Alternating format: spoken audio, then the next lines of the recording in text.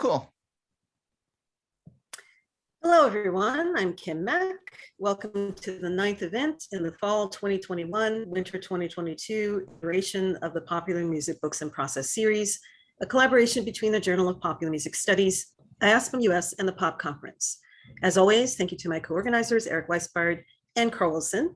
Next week on November 22nd, Aline Braxton and Mark Katz will be here to talk about their in-progress book, Rap and Redemption on Death Row. And in case you're unaware, you can find the full 2021-2022 schedule for Popular Music Books and Process events on the IASPM US website under the Journal of Popular Music Studies tab, as well as previous recorded sessions on Eric's YouTube channel. Today, we're excited to have Alexander Reed and Craig Seymour here to talk about their respective books, Laurie Anderson's Big Science, forthcoming from Oxford University Press's Keynote series, and Control, The Life and Art of Janet Jackson, which Craig self-published. S. Alexander Reed is the author of the ARSC prize-winning book, Assimilate, A Critical History of Industrial Music, and co-author of a 33 and a third book on They Might Be Giants' Flood. Alex has published on post-punk and avant-garde musics in Perspectives of New Music, the Journal of Musicological Research, the Journal of Popular Music Studies, Popular Music and Society, the Journal of Popular Music Education, and Image Text. He is founder of the AMS Popular Music Study Group and has taught at New York University, the University of Florida, and the College of William and Mary.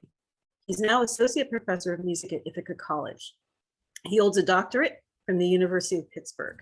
With his bands Seeming and Thou Shalt Not, Alex has released 6 albums, appeared on MTV and CW, and has toured internationally. Laurie Anderson's Big Science was the first tape he ever bought. Craig Seymour is a Black gay man who has chronicled Black music for more than 20 years. He has written for such publications as The Washington Post, Vibe, Entertainment Weekly, The Village Voice, and more. He's the author of Luther, The Life and Longing of Luther Vandross, and the memoir All I Could Bear, My Life in the Strip Clubs of Gay Washington, D.C., among other books. He holds a PhD in American Studies from the University of Maryland at College Park and has been an associate professor of journalism at Northern Illinois University. He has written 2 Vibe cover stories on Janet Jackson. After the discussion, there'll be a Q&A, which Eric will moderate. Please put your questions and comments in the chat as they come to you, and Eric will find them there at the end of the discussion. And feel free to post your comments along the way. And now I'm just going to turn things over to Alex and Craig. Thank you. By lottery, we decided that I'm going to go first, and I'm going to go ahead and do a screen share. Okay. So here's the title of the talk that I had planned. But I want to start off by noting last night that at 11:30, I changed my topic for this talk. I had recorded this slick, fancy video that was all edited, and it was about this Laurie Anderson song on Big Science called Sweaters. It's a fascinating, thorny song about materiality, politics, and grace. But then, in brushing up for Craig's half of the session, I watched the Janet Jackson Rhythm Nation video and realized that for the sake of illuminating connections and themes in today's discussion, I really wanted to engage with the elements of Laurie Anderson's music that interface directly with empire and race and cyberpunk and history. And so I wanted to go big with Big Science instead. Thus, I'll be doing something a little bit more down the middle today, maybe a little bit more appropriate for folks not already steeped in all things Andersonian. If you are disappointed by this, I can actually give you the link to the video that I made last night for the alternate version of this talk. But we're going to do this. Laurie Anderson's 1982 debut, Big Science, opens as if her voice has been waiting for us to show up. Good evening. This is your captain, she says on track 1. In welcoming listeners to board the plane, to hear the album, and indeed to behold her career, she offers cool-headed assurance. You are in good hands. On the album's cover, she wears a suit and tie. Everything is professional. And that's when she announces that the plane is going to crash. Anderson's most iconic productions are high-tech and seemingly dispassionate in their delivery. Vignettes are phrased optimally, their timing and inflection never arbitrary. It's as if all her stories were always already there, the opening of Big Science being just one example. Even when they concern the future, their creation is past tense. This is the result of an ongoing process wherein Anderson reconfigures, revises, and recombines scraps of text and music in winding labyrinths before finding their ultimate destiny. She also recasts the positions of performer, performance, and audience. There's a lot to say about this, about industrial processes of art making, about mechanical reproduction, and more. But in today's talk, I want to show this circuitous reinvention and rewriting as central to her biggest hit, a song called "Oh Superman." Here's the opening few seconds of it. I think a lot of us have probably encountered this song before.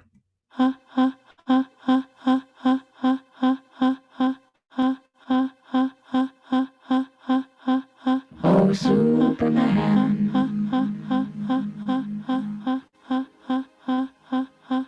Oh, John.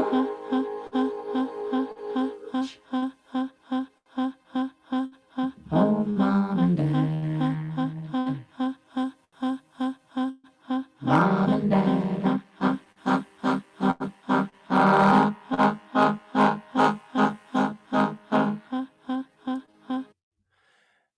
It's a gorgeous 8+ minute long song that I only have 12 minutes right now, so I'm not going to use them all up, but I kind of want to just by playing you the song. Later on, it goes on and gives a monologue saying, "Hi, I'm not home right now, but if you want to leave a message, just start talking at the sound of the tone through an answering machine." It's worth your time. It gets to number 2 in the UK in 1981 in one of the sort of weird fluke moments of chart history. And I want to begin with the official story. Anderson offers 2 hardened narratives regarding its origins that she repeats over and over. The first, quote, "Oh Superman" was inspired by an amazing concert I heard by the Black American tenor Charles Holland. Holland had left America in the 1940s on account of the racism that he faced in classical music. After performing in Europe exclusively for decades, he began finally giving regular stateside concerts again in the late 1970s.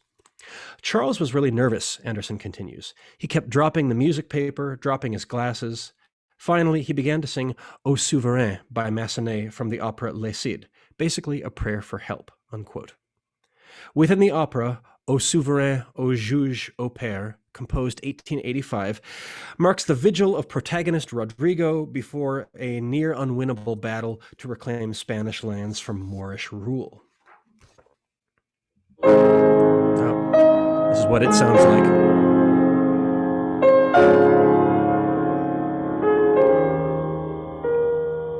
Ô souverain, ô juge, ô père.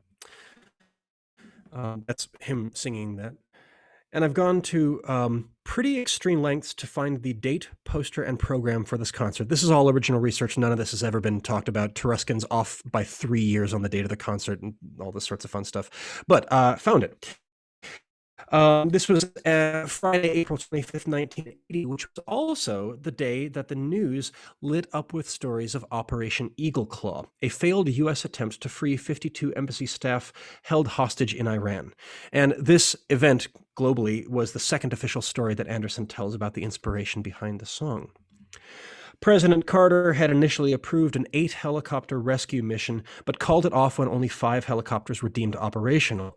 On their retreat, one of them crashed into a U.S. plane, killing 8 personnel. This marked a moment after which Carter's approval ratings never recovered, and Ronald Reagan was elected president 6 months later. Thinking of the song as a cut-up between Holland's performance and Operation Eagle Claw, what did these 2 concerns have to say about each other? At their conceptual crossroads are uneasy ideas of home and return. In one tale is the failed rescue of diplomats whose home is preemptively displaced, and in the other is Charles Holland's return from self-imposed exile to a country that had never treated him like one of its own. Home is specifically situated here amid empire, redoubled in the story of Les Cid. Ethnicity, desperation, and self-doubt duly echo across this cut-up of "Oh Superman." Picture Charles Holland as he performed this night in a gaslit chapel, fully 70 years old, marshalling his body to sing, to move past decades of prejudice, while at once testifying to them in flesh and sound. Recall Jimmy Carter's canceling of the rescue mission, rendering it a failure even before lives were lost. More compelling than the simple overlap between these stories, consider that Charles Holland's reverential prayer may have given a voice, even an emotional, if not logical, solution to the helplessness and alienation that individual citizens feel when faced with mass-scale tyrannical bungling, allegedly in their name, as Operation Eagle Claw was. So, having identified this single weekend in California, April 25th, 1980, as the axis between Anderson's two official stories about Oh Superman, I started to ask, what was she doing in California? She's a New Yorker, born in Chicago. This is where things get interesting. And I'm skipping a lot of backstory here. I go deep into this in the book. But in short, she had been commissioned by the Oakland Symphony Youth Orchestra, and this is conducted by Robert Hughes, who's still alive and kicking at age 89, to write a symphonic work. And its music was complete by February 27th, 1980, well before this fateful weekend in April. But the text of this work, and also Anderson's own non-notated solo parts, basically a cadenza, if we're thinking of this like a concerto, were only finished at the final rehearsals for the work, which premiered on May 17th. And these rehearsals, as it turns out, were the reason why she was in California in late April, thus the reason why she heard Charles Holland sing O Souverain. Here is a poster for this concert as well. And here above this, you can see the commission letter for her work there. And I have also found a review from the Oakland Tribune, and this was a youth orchestra performance. You can see, by the way, that this went on after a prelude from, the overture from Così fan tutti, Così fan tutti, yeah. So cutting to the chase, 10 minutes into this piece, we start to hear things that are familiar. This is how the whole piece begins.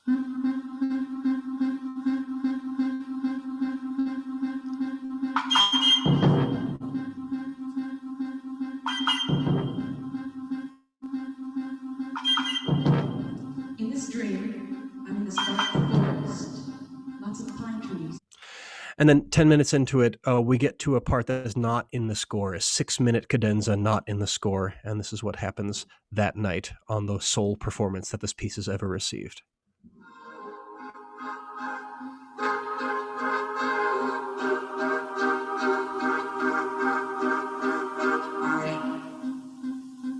I'm not home right now, but if you'd like to leave a message, just start talking. The sound of the beat.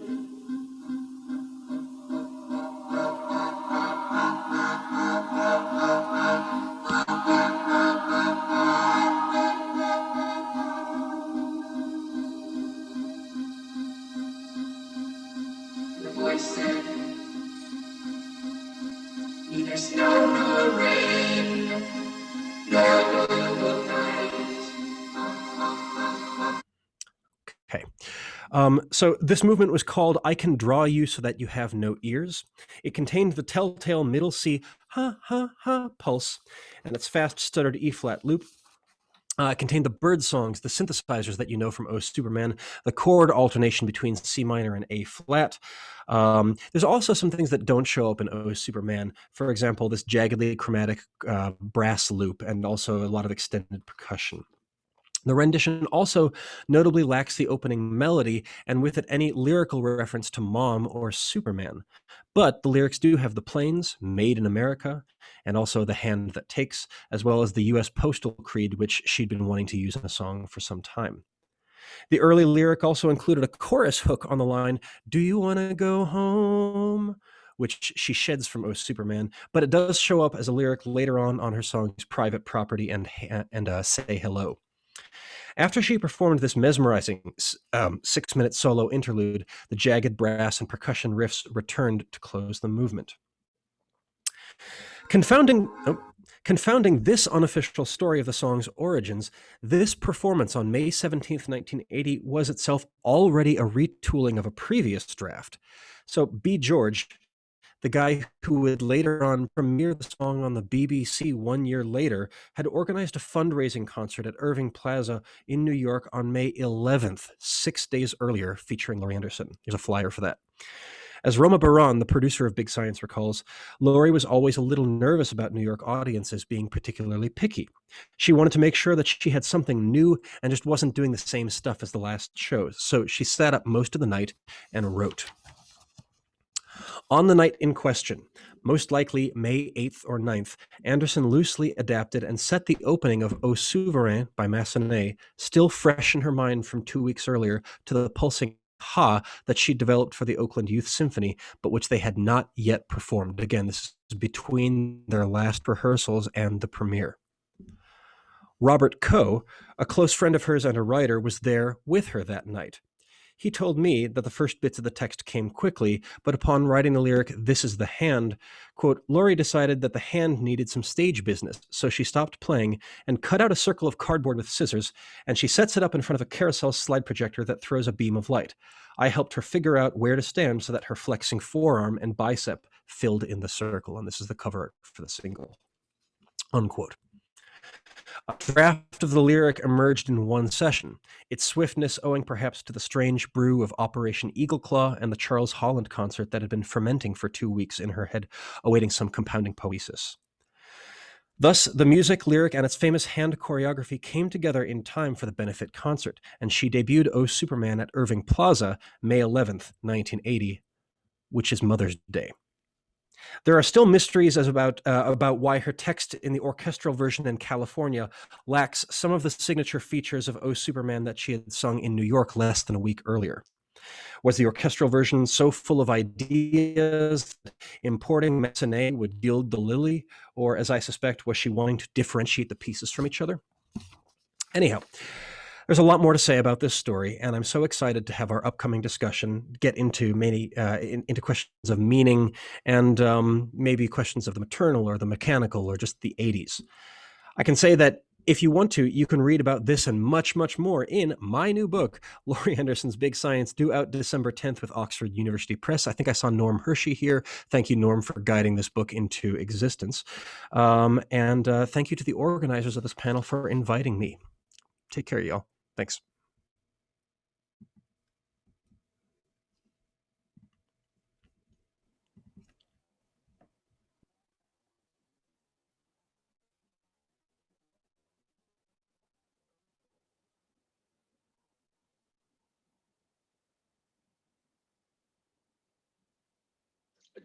Am I just supposed to start, or? Oh, I'm sorry. Yeah, I guess to be introduced twice would be kind of indulgent. I'm Craig Seymour, and I'm here to talk about my forthcoming Janet Jackson biography, Control the Life and Art of Janet Jackson. And I'm going to share a lot about the how the project came to be, because it was really sort of strange, but I think it speaks to a lot of the challenges and a lot of the issues involved in covering Black popular music and also publishing about Black popular music. How many people out there, just, you know, show of hands, have found yourself in a situation work-wise where you're like, how in the world did I get into this situation? Probably everybody. It's got somebody, right? That's kind of like me and this book. I never intended to write a Janet Jackson biography. I appreciate Janet and everything. I've done 2 vibe cover stories on her and everything like that. It just wasn't, of those things you think you might do, it just wasn't on the list. But here's how it came about. December 13th, 2018, that's when it was announced that Janet was going to be inducted into the Rock and Roll Hall of Fame. And there was a lot of backstory to this. For those of you all who don't necessarily follow the Rock and Roll Hall of Fame, which I didn't, an artist can become eligible for the Hall of Fame 25 years after their first recording. Her first recording was actually, a lot of people don't know this, was actually the B-side to a Randy single, and it was called Love Song for Kids, that came out in 1978. I don't know how many of you all might have that on your playlist now. But anyway, her first solo album was in 1982. And so that, because you have to be a solo performer, that's the one that would have really made her eligible. But she didn't even make the ballot for the Rock and Roll Hall of Fame until 2016. And she didn't get in then. And she made the ballot again in 2017, and she didn't get in. And then she didn't even make the ballot in 2018. So people were like, you know, the Janet fans were like losing it and everything like that. And there was this whole like induct Janet campaign. I think I have a t-shirt for that. But she made it back on in 2019 and she got in. And at this point, there had been a lot of sort of press coverage on it. The LA Weekly asked, why isn't Janet Jackson in the Rock and Roll Hall of Fame? The Daily Beast, why the Rock and Roll Hall of Fame snubs R&B legends like Janet Jackson. Forbes, attention, Rock and Roll Hall of Fame, Janet Jackson's time has come. And then perhaps most influentially, Questlove wrote on Instagram, it's criminal that Janet Jackson has not been inducted. So that year, she got in. And because I'm one of those people that I think they refer to us as very online, you know, I was really following a lot of the Twitter and social media response to this, which of course I found very interesting, because of course, as would be expected, a lot of people, a lot of white men or people just with the egg Twitter shapes that you didn't necessarily know who they were, but you kind of could sense that from the sentiment. We're very mad about Janet being inducted into the Rock and Roll Hall of Fame. One person wrote, stop celebrating this induction. Janet Jackson has no business ever being considered for induction. Janet Jackson's no rock and roll artist. There are plenty of truly deserving artists being overlooked. A totally fucked up decision. And then another person, what a farce this Hall of Rock has become. There are rock and roll legends not in there, but rap and hip hop and bubblegum music acts are all welcome, apparently. So, you know, there was a lot of that. And then there were the inevitable charges of like reverse racism, you know, like getting Janet in was like reverse racism. Somebody wrote, Black people of today are racist as fuck. And then they act like everybody else is getting out of hand with their race bullshit. People aren't going to listen to Janet Jackson for another 200 years. I'm not racist, but after this conversation, I am sure that some people are. So there was a lot of that. And incidentally, this, you know, this kind of happened during the time of the whole Trump presidency and everything, where we know now, based upon you know, social science studies and stuff, just how much racial resentment was rising during this time. And so I think it's really interesting how she was, you know, during a lot of this time, that's when she wasn't being inducted. But what bothered me really most about it was that I felt like the Janet fans didn't have a lot of ammunition to come back with. You know, like a lot of people would talk about her song Black Cat, which is like her one little like song with the hair metal guitar solo. But, you know, having that one song is not the reason why she deserves to be in the Rock and Roll Hall of Fame. There are a whole tons of reasons why she deserves to be in the Rock and Roll Hall of Fame. So I thought I had an idea of just sort of writing a book of essays about this particular subject, about her music, about the themes and everything like that, you know, keep it cute. And I was gonna, you know, this where the self-publishing thing came in, because I was going to just put it out in time for the induction ceremony the following March. So I was, you know, seemed good to me. It seemed like a, you know, I was planning to make money from it and everything. But the problem I had with it is that, and also at the time my agent was also already shopping a book proposal, so it'd been kind of weird to do two different things. But the weird thing that I was finding as I was doing the research for it is just that I was having a really hard time finding just basic facts about Janet and just kind of a basic chronology of her life and career, just the kind of thing that you would expect of any sort of major superstar from which you can then jump off and theorize or whatever. But I was having a hard time just getting those basic facts. And I know that, you know, in a lot of ways, people think that the internet, we have access to all of this information, when really, because of paywalls and things like that, a lot of the information, a lot of just basic information is really, really kind of closed off these days.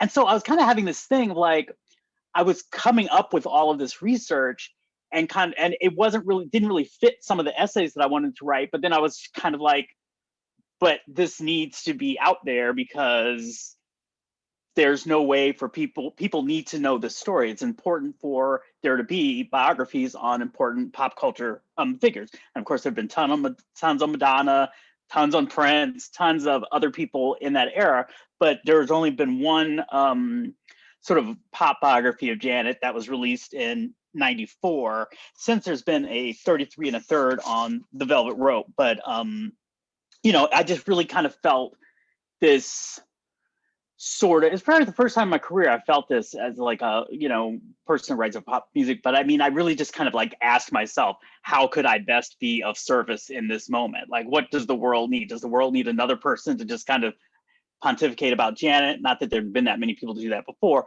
Or is it better to go ahead and just take on this biography that can then stand for other critics and other people to spin off on in the future? So I kind of went with that decision, and I think that definitely does speak to a burden that a lot of people that write about Black popular music have, in that if the basic story is not even told, how can you then get to like the levels of meaning and all of that kind of stuff if you can't even have one source that really goes from A to Z?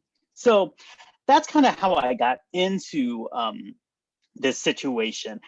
And then once I decided to bite that off, once I decided to do the biography, I essentially had 3 intentions for what I wanted to do.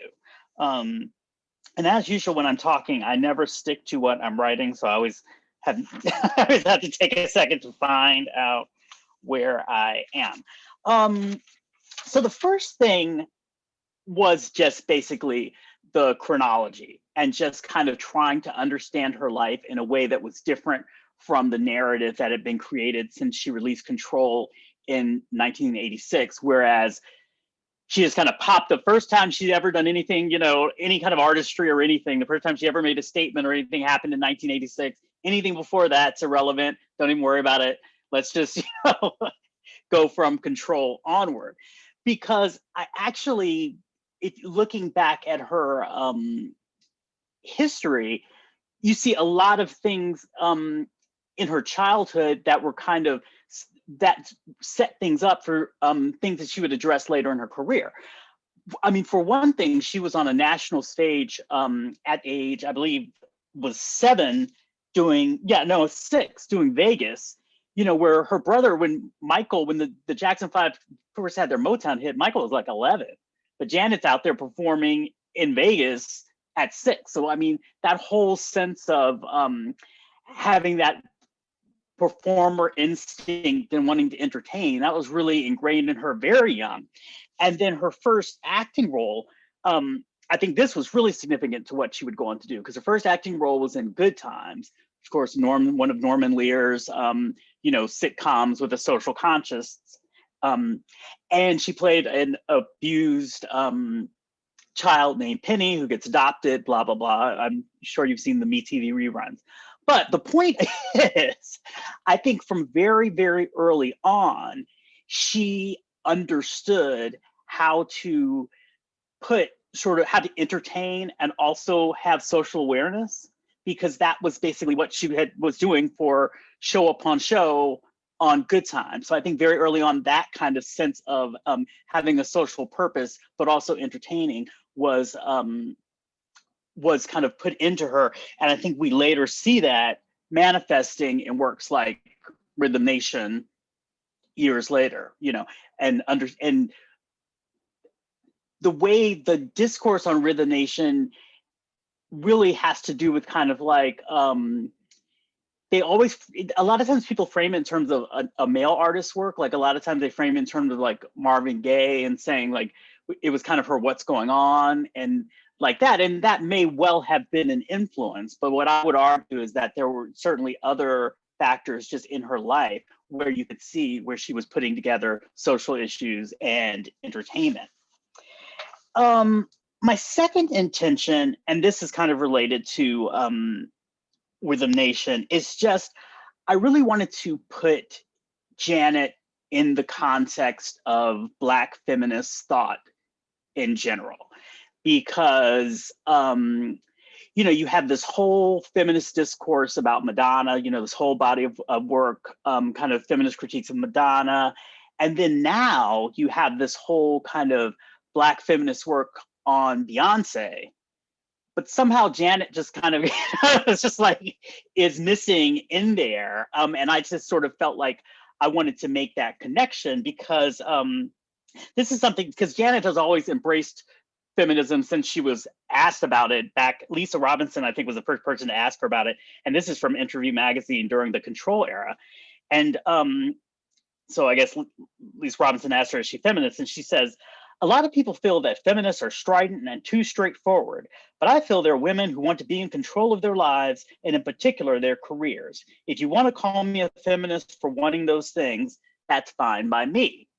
That was very interesting response for 1986.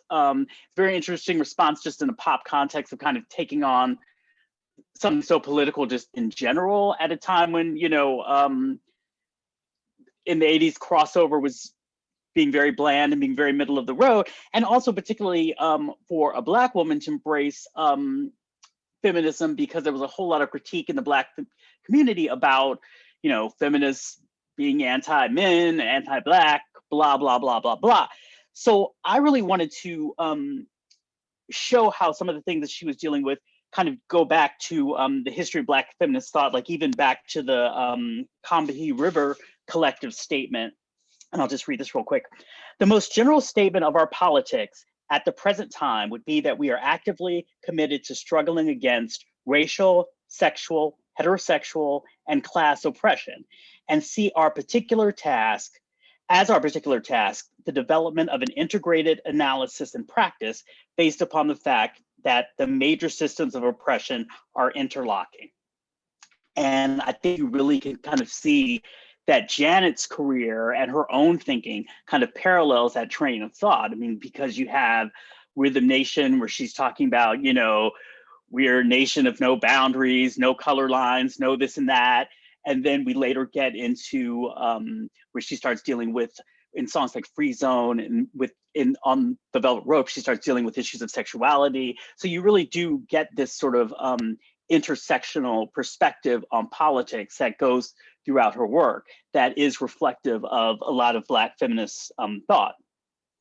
And my third main intention is that I wanted to put Janet in the context of other Black women performers, because I felt like the way the narrative is, because she wasn't like a traditionally trained gospel singer, and at the time we kind of had this trajectory that kind of jumped from like an Aretha to like a Whitney, and so somebody like Janet was kind of just, again, she's really occupied this kind of middle ground where it's hard to talk about her in a lot of different ways. But I wanted to kind of reclaim some of the things that she does and how that reflected Black women performers of the past, particularly like going back to the sort of, like the Mamie Smith days, so like the blues queens of the 20s. So this is a quote from Angela Davis's Blues Legacies and Black Feminism. For the first time, and she's talking about after emancipation, for the first time in the history of the African presence in North America, masses of Black women and men were in a position to make autonomous decisions regarding the sexual partnerships into which they entered. Sexuality, thus, was one of the most tangible domains in which emancipation was acted upon, and through which its meanings were expressed. Sovereignty in sexual matters marked an important divide between life during slavery and life after emancipation. And the interesting thing, if you look at Janet's career, is that as she became more comfortable with expressing her sexuality, she also became more comfortable with explicitly taking on racial politics. Like, Rhythm Nation's a little vague. It's a little, even the imagery, like with it being everybody's gray, it's not really, it's taking on race, but it's not really like confrontationally taking on race. But with the Janet album, the one where she's, basically naked on the cover, where she doesn't have a top on, and when there are a lot of sexually explicit songs. That's the album that also has New Agenda on it, where she talks about sort of Black women's issues, and she has Chuck D on it. The same thing with Velvet Rope, which even kind of ups the sexuality factor even more. And she has a song on there called Can't Be Stopped that really deals with sort of Black women's agency. So again, there's sort of this link with Janet and with the themes that many earlier Black women performers had dealt with. And I don't know, how am I on time at this point? We should probably start moving into conversation a little bit, if that's cool. Okay, so that's cool. That's cool. Yeah. Craig, thank you so much for some really good thoughts on Janet. I was thinking about your comments that there was a lot of writing on her, and I see in the chat here that some folks are noting that there's clearly a push to start remedying that. I got thinking about the timing of what we call, for lack of a better term, poptimism, right? And how when it becomes, when there's a real emphasis on writing about, let's say, the music by disco artists, gay artists, Black artists, women, pop music, lots of these things, it's almost like at that exact point, is Janet neither recent enough nor far enough ago to like fit into the mainstream of what poptimism may have been concerned with, let's say 2005 or something like that? That's such a great question, because one of the things that I think, and this was what made her induction into the Rock and Roll Hall of Fame kind of weird, why it took so long, because one of the things I think that Janet's, her people or whatever, her was able to do is that they really were able to frame Janet in a way that you could make a raucous argument for her artistry. Because even from the very beginning, they talked about her writing her own songs, and then it was important for her to perform live. So a lot of the things that we associate, other than the fact that it's danceable music, a lot of things that we associate with sort of the raucous point of view, she actually can check a lot of those boxes in ways that, let's say, like a Whitney Houston or maybe even like a Britney Spears can't. So I think that was another reason why she in a lot of ways, maybe she wasn't optimistic enough. You know what I mean? Because she was kind of at a certain point known as a singer-songwriter and very much claimed that. And so so it's sort of occupying, and you can't.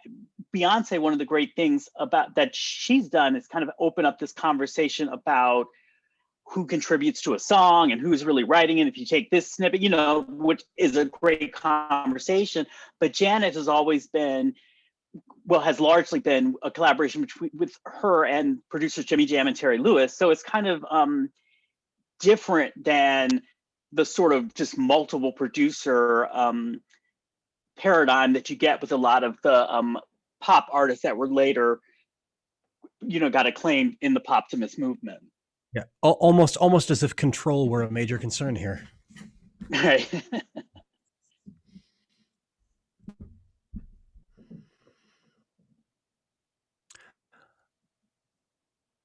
Do we want to turn to the chat here or anything, or?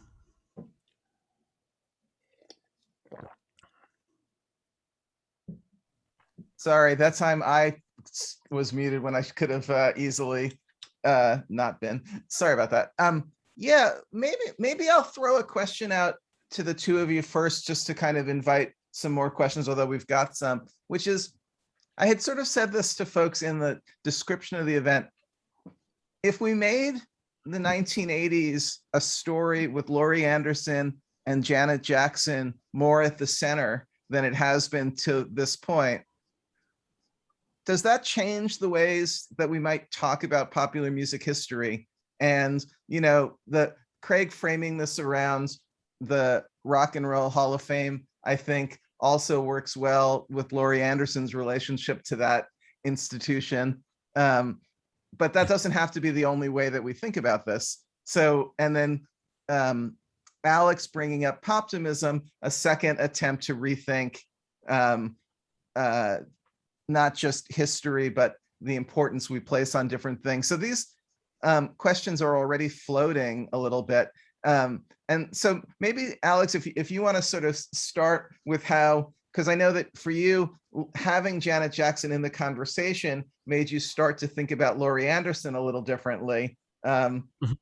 Just take up these questions of how these are figures who, if we make them more central, change the stories we tell. Gosh, Sorry, no, it's good. I'm just riffing here more than I'm going to be giving a prepackaged answer. So all the caveats apply. Thinking of the issue of control for Janet Jackson's productions, which are always, at least especially from the third album onward, which are always like super professional and whole things, right? They're a whole thing. Laurie Anderson, her works are these truly Wagnerian Gesamtkunstwerke, right? And they are these massive enterprises of multimedia, dance, music, theater, projection, art, et cetera, et cetera. It seems to be, even when these artists are at their most playful, and I can't speak to Jackson as well as Craig can, so I'll wait for that. But at least when Laurie Anderson is most playful, there still is this undercurrent of, she wants you to be taking her seriously, right? Her jokes are always arch. They're always, scripted. This is the bit that I was talking about at the beginning, with everything being kind of always already written. I think that if we think about, here's where I'm starting to go a little bit off into rogue territory. So if someone wants to jump in and save this argument, please do. I'm thinking about the 1980s in terms of its sort of post-second wave, pre-third wave position within feminism. I'm thinking of the power suit 80s, the business, working girl 80s here. And this is an era where, at least what I gather from some of this music is, all right, the stage is now set. You have a place at the table, and you have to demonstrate that you belong here. There's so much to prove in so much of this music that I hear. And the sense of license to have fun is not really in the air yet, at least in what I hear in, at least sort of Janet Jackson's late 80s stuff, and really almost all of Laurie Anderson's career. It's interesting. You can hear her having fun back in the 70s when there's not $1 million budget behind her, but as soon as Warner Brothers comes in, she is all business. And that has so shaped so much of her career. And it's one of these things that by, I think, successfully proving so much of what they kind of set out to prove, there have been a lot of artists who have benefited from that in sometimes maybe invisible ways. I think that there are some artists who, can have a sort of carefree sensibility. I mean, I'm thinking of Taylor Swift here, right? Who can make, obviously she has also proven herself, but she has had a little bit more sort of emotional leeway in terms of her public image, maybe, than either Janet Jackson, who is of course also burdened down by being a Jackson, right? And Laurie Anderson, who from day one was like, I'm not really a pop star. I'm an artist, which on the one hand, there's some truth to it, but on the other hand, there's some hedging to it. There's a sense that if this whole pop thing doesn't work out, I can say I never really meant it anyway. Nice. Yeah. I think you're so right on a number of things, and placing it with the time, because one thing that I really heard when you were playing your samples is just the use of technology and this whole idea of gendered technology, you know what I mean? And who gets to use certain sounds and who gets to use, especially when we were coming, with synthesizers and all of that kind of stuff, and who's making that. I mean, just when I think the one thing you were saying, like that pulsing high, I can just imagine that's probably really easy to do today, but that was probably really difficult to do, back in the day. And just with her using those kind of industrial sounds, and that was a big thing when Janet was creating Control. Jimmy Jam and Terry Lewis they basically said they wanted her to have beats and tracks that would be like a man would sing over or rap over. So so all of the really kind of like hard industrial beats, and they also certain sounds that you heard on Control, like there's this like sound that has just become like the Janet Jackson sound, and you hear that on almost every one of her albums. So there's just this whole thing where associating her with technology in a way that other R&B singers like Whitney Houston again just weren't. Yeah. At the beginning, the intro track of Rhythm Nation, I think it's Robin James who points out that the opening sound is the same sound that begins Blade Runner. It's just this big like, sort of a thing. And again, labor and this whole narrative of enslavement, right? Blade Runner is a movie about people whose humanity is in question and who are functionally created as slaves. Yeah. And certainly the Rhythm Nation, I don't know if you have ever seen the full Rhythm Nation mini movie. It's like 28 minutes, but that is really, that's very Blade Runner-esque. There are a lot of Blade Runner elements in the full movie, so which I think is on like Vimeo or something. This almost forces me to bring Carl up to the top of the line, who had a general question about exactly where you guys are starting to go. Carl, you want to flesh that out a little? Yeah, I mean, you were getting there anyway, so in some ways but like definitely, and the racial component that comes up in the idea of slavery in the machine is an aspect that I wasn't thinking about when I asked the question, but both of them are women who are identifying with the machine and identifying with technology and using that as a metaphor for social stratifications in various ways. So that's the, when I think of the two of them together, that seems like the thing that connects them the most. So I'd just love to hear you both talk about that more.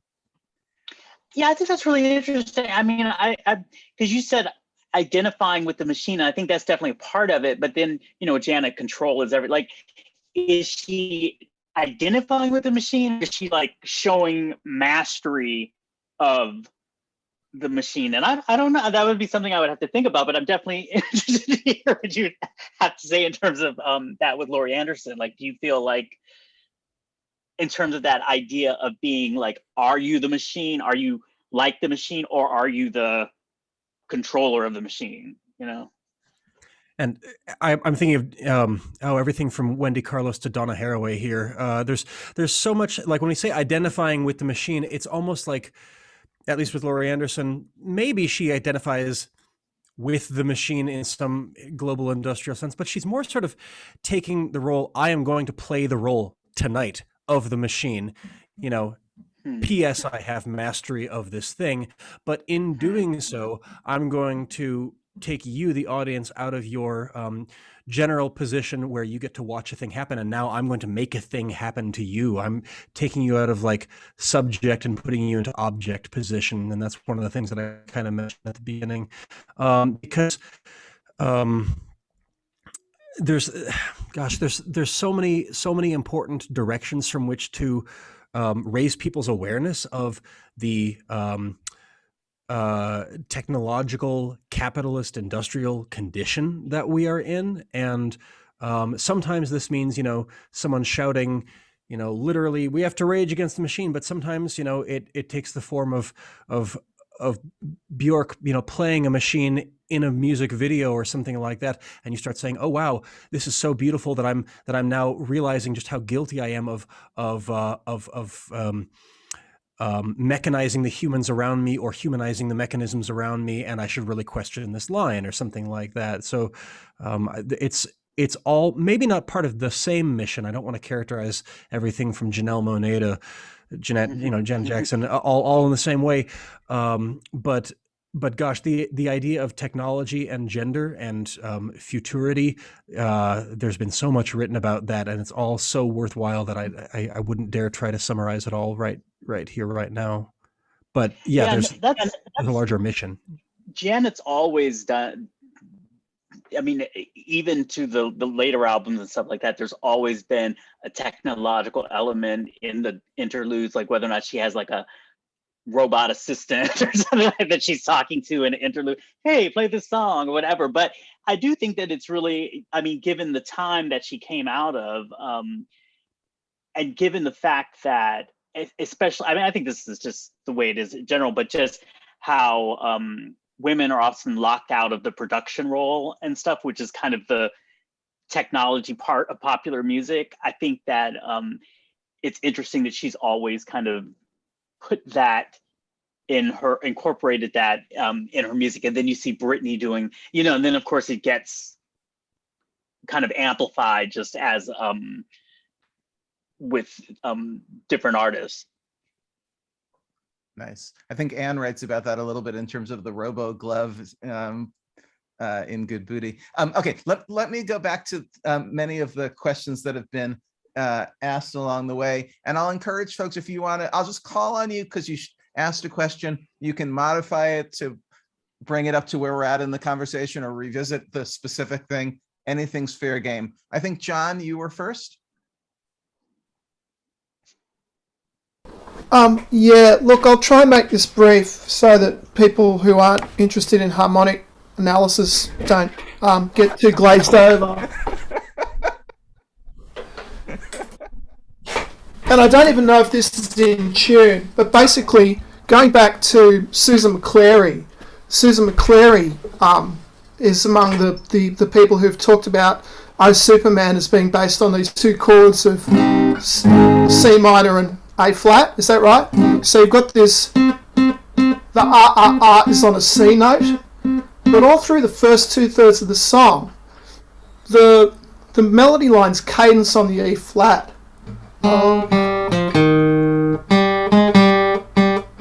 So you got this, and I think melodic contour is underestimated in terms of the way we understand key. And when you have the 3-part harmony chugging, mum and dad, it's always with the E flat and the bass. So I've always heard the song as being an alternation between E flat and A flat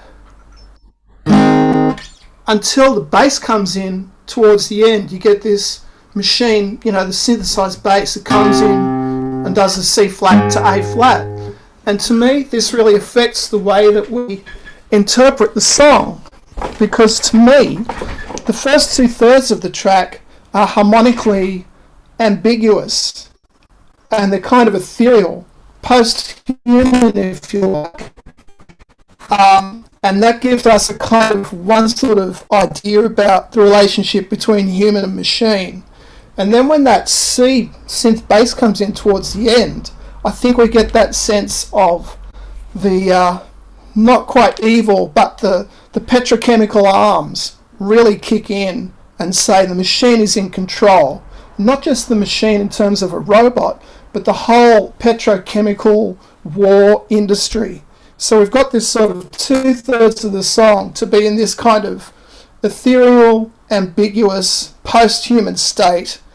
And then she slips the boot in and goes, actually, we're all being controlled by this petrochemical war technological apparatus. That's my pitch. Thanks. I agree. The E flat cadences are absolutely there, and I think that people that they overstate the importance of just the C A flat thing. And we can talk about melodic versus harmonic cadence formulas at some point. But yes, I think you're not wrong, and I think that your reading is a good reading of the song. And can we congratulate John on the first guitar-based question ever asked in PMBiP history? Bravo! We will now require musical illustration from all those who seek to ask a question. No, I'm kidding. I would not be allowed to open my damn mouth. Franklin and Carl on the title stuff, it seems like you sort of worked that out in the chat. And so I think I'll go down to Nina next. Hey, I'm sort of stuck on the fact that all these texts were missing. And why. And I think it's probably very complex But why isn't she getting the credit? And part of me is wondering if there is something about the shadow cast by Michael. I don't know. So I just wanted to hear your thoughts there. There's definitely that. I mean, there's a sense of, I mean, and this was another one of my intentions, was just to like deal with Janet just as herself and like try to talk about like Michael as little as possible, just because of that reason. But yeah, I think she certainly gets kind of overlooked in that narrative. And then also with Madonna, so you have this kind of thing, if people are talking about sexuality in that era, they're going with Madonna. If they're talking about who revolutionized dance in video during that era, then they're going to talk about Michael. So just all of these ways that Janet just kind of disappears in that conversation, even though, in making that transition from the 80s to the 90s, arguably she did it better than any of her competitors, even including Prince, where in terms of, she was able to, when New Jack Swing came around, she was able to swing with the best of them, when hip hop soul was kind of the sound and they were doing, and Mary J. Blige was singing over James Brown samples. She did That's the Way Love Goes, where she was singing over a James Brown sample. Dan Charnas has this great book on Jay Dilla coming out. And, Got Till It's Gone was inspired by a Jay Dilla remix of the Brand New Heavies song Sometimes. And that whole idea of those kind of like,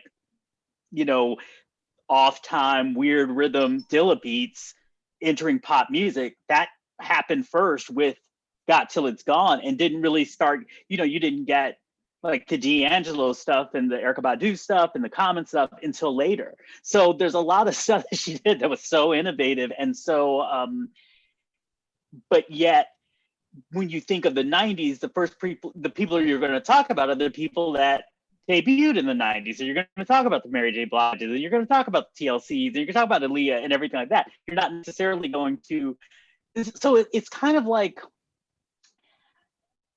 it's just, she doesn't really represent, she doesn't singularly represent any particular era. Like if you're looking for the type of thing that she does in the 80s, she's not going to be the first person that comes up. If you're looking for the type of things she does in the 90s, she's not going to be the first person that comes up. It's only in sort of seeing how she was able to do it over time and looking at how she was in dialogue with R&B music and with pop music of the time that you really see her influence. Does that make sense, or does it sound like I'm dissing her? I can't tell. No, it makes total sense. She really is timeless. Like she doesn't sound like one era. You're totally right. Yeah, and perhaps I guess that's a gift and a curse, Perhaps we mislabeled this talk a little bit by calling it Best of the 80s, so I apologize for that. I'll also note, since Craig mentioned Dan Charnas's book, that we've added him to the series, and he'll be presenting on his book on Jay Dilla on February 7th. So we'll get that up on the schedule soon. Looking forward to that. Kim, did you want to ask your question? Yeah, so Craig, in your description, you said you were going to talk a little bit about why you decided to self-publish this book, and I'd love to hear more about that. Well, yeah, just really quickly. I mean, I had self-published before. I published Luther Vandross biography on HarperCollins, and at some point I got the rights back for that, and I just kind of experimented by self-publishing it. And I'm like, wow, I'm getting a check every month, because it was a lot different than regular publishing. Because I don't know about you all, but like, I have monthly bills, not quarterly bills. So like, just the way, so getting paid every month for a book was really nice and very different from the way the publishing industry works. So with this, it's really just a matter of, if you follow me on Twitter or anything, I'm always complaining about the fact that there's so many books about Black music that aren't written by Black authors, and I'm just constantly on that about how mainstream publishers, like, if you don't give the person a chance with the first book, then you can't say that the person is qualified to do that, so there's just all these institutional ways that just work against a lot of mid-career Black writers. But I was just kind of like, and maybe this is because I'm working on a book on the 90s, I was kind of like, I really want to like cash money the situation. I really want like No Limit Records, the publishing industry. Do you know what I mean? Like, I really want to do my own thing and hopefully under the best condition, make that so that I can then set my own terms with the publishing industry. So maybe be a part of starting that dialogue of maybe doing things like, let's say, instead of getting an advance, kind of that kind of thing, maybe it's sort of like you have more like a distribution deal with a publishing company or something like that, where you retain ownership. So I'm just kind of thinking of that. I'm very much into that conversation and very into thinking like, like I'm the Master P or the Birdman of the situation. I'm really trying to be about that, like Black entrepreneurship and just kind of taking. And if you look at just the history, like the communities I'm involved in, if you look at the history of Black publishing, if you look at the history of gay publishing, if you look at the history of Black gay publishing, all of those things were done independently initially because the mainstream publishers weren't interested. So was just kind of like, let me take this on. It's been overwhelming at times, but it's just, I feel like, in the same way I felt like I need to do the biography because it's something that needs to be done, I feel like I need to do this because I might be able to show a path to another Black writer that wants to write about a music act that's not getting any kind of love from academic or university or mainstream presses, might be able to provide them with a path on how to do it. So did that make sense? Okay. Yeah, thank you. That was great. Thank you. You're quite welcome. Let's see. Steven Shaviro. Hey, Steve. Yeah, so I feel this might be a little boring because the conversation is so fascinating, and this is really a biographical question, and I really like to go back to all the, cyborg robot stuff, and the Michael stuff, because I've been long obsessed with the Scream video, which Michael and Janet put together. But I just had a simple biographical question for Craig, which was that I really do get the impression, just without following the discourse enough, that after 2004 and the so-called wardrobe malfunction, that the media have just tried to shut down Janet, and that none of her albums after that got any near the listening that her list. And I don't believe it's that she was making crappier music or that the taste changed, but it's sort of like the media deliberately kind of buried her because of that stupid incident. Whereas Justin Timberlake being white and making a craven apology was still, considered okay. So I'm just wondering about that. Yeah, I mean, definitely. I don't know why I can't think of the guy, the head of CBS that's married to Julie Chen. I can't think of his name or anyway, but it's come out since that. I mean, it's very clear that he basically told everybody in the Viacom universe, whether MTV or Clear Channel or just whatever radio station, that they couldn't do anything with Janet Jackson. So there definitely was a, organized attempt to quiet her. The interesting thing about that, though, is that, and this is something that I've only discovered on Twitter, is that there was a whole generation of people who I think like maybe they were like in their early teens or something when that Super Bowl incident happened. And they really identify with her as being a rebel and being kind of wronged for, because she wasn't supported after that and everything like that. So there's this whole group of Janet Jackson fans that they're just like, for some Janet Jackson, like for me, my Janet Jackson fandom goes back to Good Times. Some people it goes back to Control, but there's this whole like huge group of young people on Twitter where their identification with Janet Jackson starts at the Demita Jo Super Bowl moment, and they kind of identify with her as a rebel, and they are very protective of her, and they love that Demita Jo album, because it was like their first nasty album, it had like a lot of sex on it, and they were coming of age at that particular time. So it's really interesting how it's sort of, yes, in terms of the mainstream, she was definitely, marginalized and everything like that, but it sort of produced this kind of sub fandom, this kind of new fandom that sees her in a different light. And the interesting thing about this fandom too is that they have no connection to sort of the Jimmy Jam, Terry Lewis, Janet Jackson pairing. They could care less if she ever worked with them again or anything like that. They don't have that whole narrative of, oh, they worked together on Control and then they made all these beautiful albums and everything like that. They could care less. They just like, Janet the Rebel and everything. So it's interesting how that moment has come to develop, and that'll change again, I think, once we see the New York Times documentary, which drops on the 19th.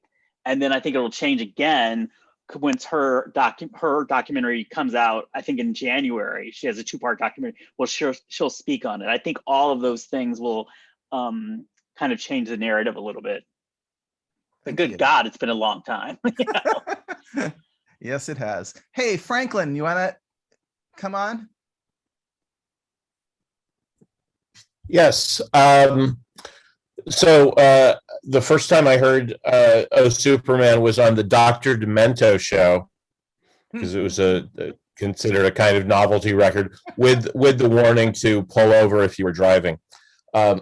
So I just wanted to ask, in general, how do you see her move from the art world, the art context and the downtown context to something like semi-popular music? You mentioned the signing to Warner's, and of course there's that moment in the Live United States where she riffs on Bugs Bunny as a Warner Brothers figure. And I'm wondering, you're talking about the official story and the unofficial story. Is that as serendipitous as we're kind of led to feel that they're, I mean, I know the whole story that Oh Superman was pressed, and then and John Peel, I guess, played it, and they started getting orders, and it goes to number 2. But I wonder if I wonder if you feel that there was a wish to move outside of the kind of downtown contexts and that she was in. And just to bring it back, I'm not going to pick up the guitar, but just the fact that Oh Superman is catchy and uses triadic harmonies and isn't some post-serialist stuff, it puts it in line with the way that downtown minimalism more generally was seemingly doing something that was sort of, well, we can do something a little bit more accessible and in an art context too. And so I'm wondering how all of that works for you in the case of Laurie Anderson. Yeah, thank you. It's a great question. I've also seen a bunch of comments here in the chat interface with this question specifically. So Laurie Anderson grew up as something like a musician, but was interested in film, was interested in art. Her degree is actually in sculpture. She started doing what we would call performance art these days in the early 1970s, which involved a lot of storytelling, and sometimes she would have some sort of physical aspect to the storytelling where maybe she would be projecting, a film onto herself while she held out some big cape or something like that, and she would, tell an alternate version of what you were seeing in the film. It was all very artsy stuff, and this was during a time in New York City, in that downtown scene, when there was an active effort to break down walls between media, walls between genres, walls between high, middle, and low culture. And this is all, sort of in keeping with those ideas. And, she had experimented with playing in a rock band as early as 1975. And she was talking about saying, oh, I'm going to put out an album. She starts saying this as early as 79. And she had done, recordings here and there. Yes, there is the story that Oh Superman became this fluke hit, and there's some truth to that. But if you talk to B. George, the person who co-funded and pressed its original pressings on 110 Records, B. George's intent was always to try to make a song, to make the song into something like a hit. B. George was the author of a punk bibliography and discography that it was called Volume. And, people like Rough Trade Records in England were, using this as a Bible. People on alternative and college radio stations, John Peel, they all treated this as a big deal. And he got a deal, B. George got a deal where he could go over to John Peel's radio show and play songs on the air that didn't require approval from the higher ups. So yeah, he plays Oh Superman. It does take off pretty quickly, but that to call Laurie Anderson a storyteller, as it points out, some of her stories are really tidy, and I think that she did at least entertain the possibility of what might this be like if I made a pivot. She was getting reviews in the 1970s where people were saying, like, there's one review that says, gosh, if she gets the right record producer to work with her, she could be the Patti Smith of the 80s, is what this one review says. And you can rest assured that she read this, and even if you don't want to be Patti Smith as such, even if you never think yourself as a pop musician, even if it's all a game and a dalliance, there's something kind of exciting of saying, well, how far could I take this? What happened if I try this? And she was always, she was always looking for the next angle. She was always writing grant proposals, making promises of what her next big thing was going to be, and she was kind of bootstrapping her projects, where like she'd get a grant for one project and then use it as the basis for the next project and the basis for the next project. And this is sort of how she builds United States Live in this giant sort of thing, which has previous versions as well. So yeah, I think that she always, it wasn't that she always wanted to be a pop star. And actually, I think there's some really interesting angle to be found between her and Janet Jackson here, because of course, when you're born a Jackson, it's like presumed that you're going to be a pop star. And so that's what you're sort of bucking against. And when you're coming from some downtown art world making weird experimental pieces with soup cans or whatever it is, then there's no chance in hell that you're going to become a pop star. And yet they both sort of end up in their own way doing this. And I'm seeing lots of people making reference here to this kind of link between the downtown art scene and pop stardom. And yes, if I can just make the one comment here on Suzanne Vega. Today I was just teaching a class on Tom's Diner, in fact. If you listen to Suzanne Vega's very first recording, which comes out on Smithsonian Folkways, before her first album, gosh, it's something that she records probably about a month after Oh Superman comes out, and it just is Laurie Anderson. I mean, like I talk a little bit about how in the book there's this entire like vocal way of being that I think I sort of associate with like the 80s NPR voice, but you can also hear this in the spoken sections of Einstein on the Beach, which of course, it's Laurie Anderson was Laurie Anderson before that ever existed. But like, if you look at what it meant to be an intelligent, educated, left-leaning woman on the East Coast circa 1980, there's just like a vocal timbre to that. And what a fascinating thing that is. And it becomes really hard to tell where, influence ends and where just like shared culture begins. I suspect you have a book about this in you. No, just kidding. Awesome. All right, we're coming close to the end. Couple last questions. Antonia? I guess I was asking a question about who Janet's inheritors were, but I think the bigger point was that I think Janet has been respected for how hard she works, and it seems like Beyonce is also respected for how hard she works. I don't think anyone celebrates Janet's singing voice especially, and I wonder if that's like that kind of hard working has become its own sort of reason to celebrate an artist.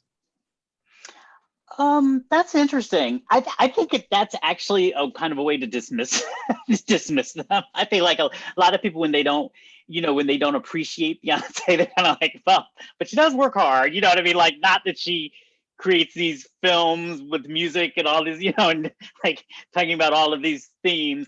And I think, with Janet, as far as the voice, it really, and she was very aware of that. I mean, she was very aware at the time that she was coming out, that you had, she's coming out of the soul tradition and with the shakas and the Arethas and stuff like that. And she even told her A&R once, look, I can't sing like this. I didn't grow up in this kind of church. Like, what am I gonna do? And her A&R person, John McClain, was like, look, Luther Vandross is the best singer out now, but your brother, he dances all around her and is the one going up the chart. Just worry about what you do, But that said, I mean, since then, we have a lot of people that's kind of sing in that Janet mold without Janet ever coming back and getting credit. You know what I mean? Like Rihanna doesn't belt. You know, Rihanna's not from the church, you know, and all sorts of people, even Sade at the time, you know, was not a belter, and she was popular at the time, and she was very breathy and everything like that. And of course, just in the African American tradition, we have like Billie Holiday and tons of people that are revered that weren't in that tradition, but somehow I think just because Janet came in that particular, and nobody in Janet's family is even like a big belter, but somehow because she came in that particular time, and I think because of the stereotype of, you know, Black women having like big gospel-y voices, that was kind of the stereotype of that time, she was kind of a victim of that. But it's very strange, you know, in the way that her voice, I think to this day, is seen as kind of weak and meek and all this kind of stuff, in ways that other artists that are exactly the same way don't have that criticism. Interesting. Erin, would you like to ask the final question for today?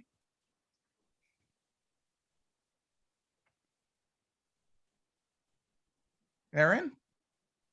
Hi. So I guess my question is just, in terms of Janet Jackson, there was a big question that came up in the chat with a lot of people asking, but I'm just going to go ahead and jump in for a moment. In terms of her not getting credit, I'm curious if there's any other information about her being linked as a kind of predecessor for upcoming pop artists and people that are prevalent now. Well, I think, you know, well, one thing, I mean, Britney has always claimed Janet. Like Britney is, if you read features of Britney, it's always like, I'm, you know, driving down the whatever, and Britney's, you know, blasting Janet Jackson's greatest hits or whatever. And, you know, Britney's videos have always been kind of that unison. Her early videos were like that unison dancing like Janet.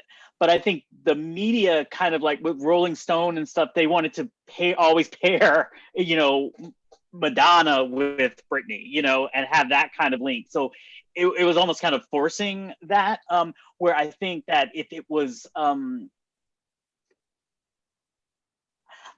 think from an objective viewpoint, you know, if it wasn't kind of this lens of trying to create this like link between these two white women, I think there would have been much more attention in terms of how Janet influenced Britney, but that's kind of like not really a part of the conversation. And I think, you know, the way that she was talking about like mental health and just issues like that and being very open about that, and also talking about her sexuality and also talking about politics at the same time. I mean, I definitely see that's basically what Lemonade is. You know what I mean? That's basically what Beyonce's Self-Titled is. That's a lot of what like SZA's doing. So I think in terms of, because talking that graphically about sexuality wasn't really something that somebody could do in R&B and still retain kind of this sense of respectability. You know, like it was okay for like Lisa Left Eye Lopez to have a condom on her eye and everything, but she was young and whatever, maybe she'll grow out of it, you know. She was kind of associated with hip hop. But for like you know, a really established R&B star to talk about like masturbation and depression, and I don't know, the two are linked, they just have to come to my mind. Masturbation, depression, and you know, like, politics. It was that really had not been done. And but I think in a lot of ways, you know, even with the Velvet Rope, which was probably her most ambitious album and the one that's probably the most influential now, even in her own career, like when she was making the follow-up to Velvet Rope, All For You, because I happened to be in the studio for some of that time when she was doing that, like it was very clear they were trying to do something very different from the Velvet Rope. You know what I mean? Like it was very apparent that they knew that they pushed it as far as they could go into this kind of like weird space, and that they kind of had to pull back and just, you know, let her smile and be a sex symbol and everything like that for All For You, because so I can understand why a lot of people didn't immediately copy that velvet rope formula, because even for them, it wasn't necessarily seen as, I don't want to say successful, but it was seen as being something kind of weird and sort of like, maybe this kind of work because we had Together Again on it and I Get Lonely, but let's not do this, let's not do masturbation, depression, and politics again. You know, let's keep that off. Does that answer your question at all? It does, because I think the other thing that I was thinking about leading into that question was how permissive the industry was at that point compared to where we are now in terms of like pop stardom, and how that is influencing people who are currently trying to either embrace that as a persona or also step back from it in very interesting ways, by relating to the machine in that way too. Just looking at the record industry and the criticisms that have come out over the past, you know, several decades, that we're looking at a point where I'm wondering how much current pop stars are able to respond to that in the same way that, say, Janet was. Yeah, and that's really the, you know, that's the story I tell in the book, and it's something that really people don't talk about. But she made some incredible business decisions. Her father started it, but made some incredible business decisions that enabled her to say what she wanted to say without anybody being able to say anything. So like when Control hit, because I guess she had like a 5-album deal or something with her first thing in A&M, and Control was the third album. When that hit, there was a lot of pressure on her to re-up with that label, and you know, they were offering her a lot of money, and she never did. So then when she delivered Rhythm Nation, she was a free agent, and everybody wanted her, and she was able to set her exact terms. And so when she signed to Virgin, she was basically like, I will hand you the record, you know, with the picture, with the things, with this, you will give me this amount of money for the videos, and that is what it is, you know. And that was a situation that really no artist had at that point, you know, because Madonna was still like locked into her kind of Warner Brothers thing and everything. So I think that is really the only reason why we got such provocative albums from her, because if she had been signed to like an Arista with a Clive Davis, or just basically any other record company where the record company had a lot of sway over her, and it wasn't like contractual where they had to release stuff, I don't think we would never gotten the Velvet Rope. We probably would never gotten Janet. So a lot of that had to do with sort of like behind the scenes business savvy.